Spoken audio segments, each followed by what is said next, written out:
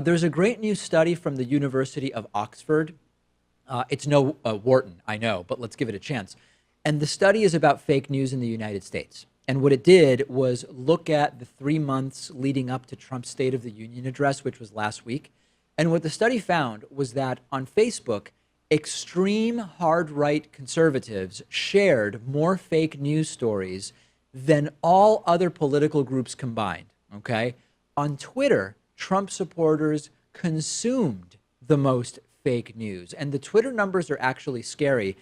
There were a whole group of fake news sites that the researchers had on a watch list. Trump supporters on Twitter shared articles from 95% of the fake news sites that were on the watch list for this research. To be clear, we're talking about actual fake news and junk news, right? I'm not talking about calling articles you disagree with fake news, which is what Donald Trump likes to do. I'm talking about actual fake news. And the results are actually not that surprising. There are previous studies about online misinformation and disinformation. And it's overwhelmingly conservatives that fall for this garbage and share it on the internet. In 2011, there was a good study done.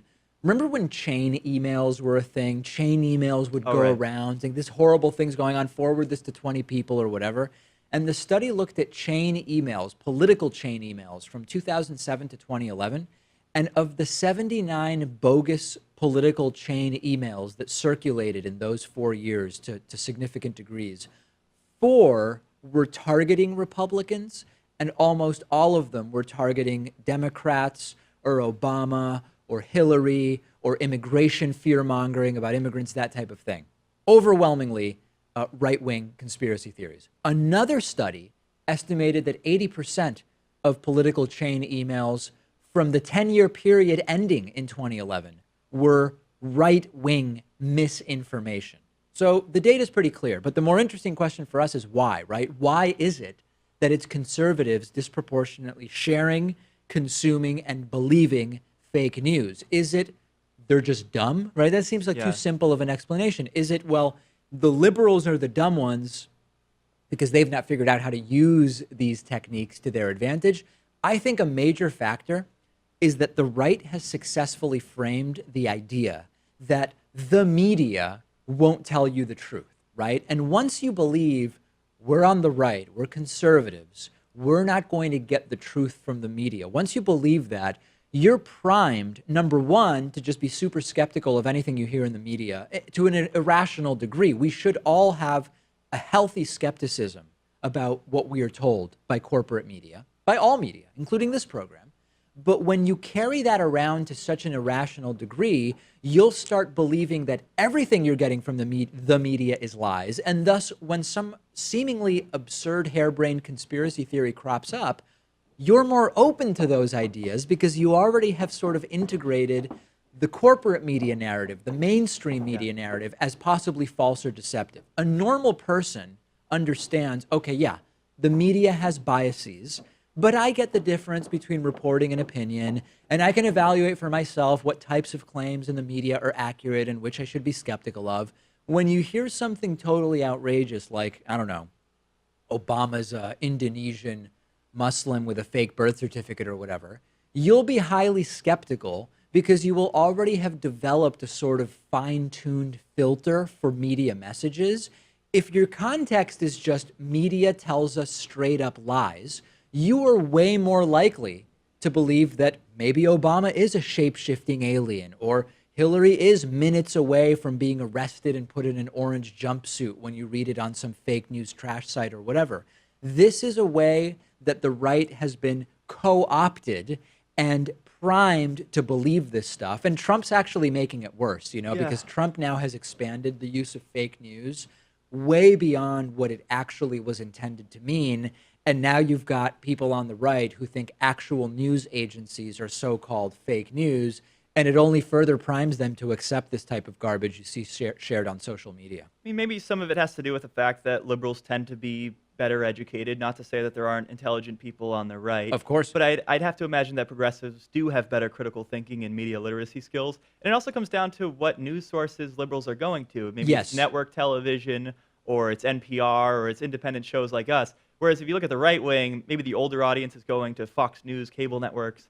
But many of the younger generation people are going to Breitbart or Yes. these like fringe websites. Well, the study looked at that as well. The study actually found that algorithms that determine what you see on social networks are so bolstering echo chambers that there's often almost no overlap. Like if you imagine a Venn diagram of news sources for conservatives and news sources for liberals, you would think that there would be some significant level of overlap because there are sort of baseline news reporting agencies, the Associated Press or Reuters or whatever. The study found that there's almost no overlap, and that's part of the major polarization that's taking place. And this is something I've spoken about extensively before. The echo chambers and the filter bubbles that are social networks, in one way, are very effective in that they are calibrated for high engagement. Engagement meaning sharing and commenting and sending to your friends. But at the same time, what you're most likely to share is stuff that fits into your existing worldview. And thus, people are spending time on social networks where they are finding only a self-manifesting narrative that further ingrains them in their beliefs. And there has been that paradigm shift because decades ago, you only had 3 networks on television. That was your source of news. Maybe you read a paper. You're over and now the air you're sharing, networks. you're engaging in social media. It's a lot different now. Yeah, not only that, but you've also got, you know, the growth of AM talk radio. You've got cable news as opposed to just over-the-air news, internet, so many other areas.